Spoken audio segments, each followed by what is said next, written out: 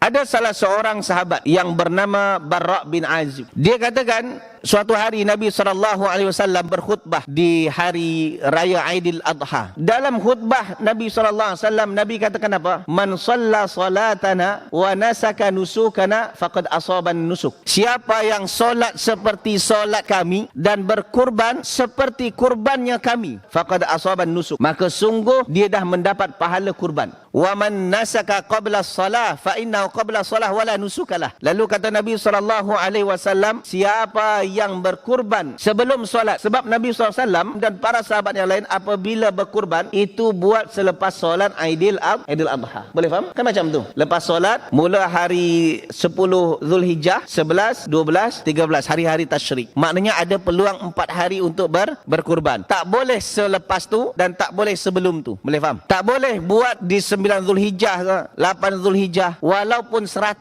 ekor pun, maka itu bukan dikira kurban. Sebab Nabi SAW tak pernah berkurban kecuali selepas solat hari raya Aidil Adha. Begitu juga siapa yang berkurban selepas hari tasyrik 11, 12, 13, maka Nabi juga tak pernah buat dan itu bukan dikira kurban. Jadi kurban hanya ada 4 hari, 10, 11, 12, 13. Ni masa-masa berkurban.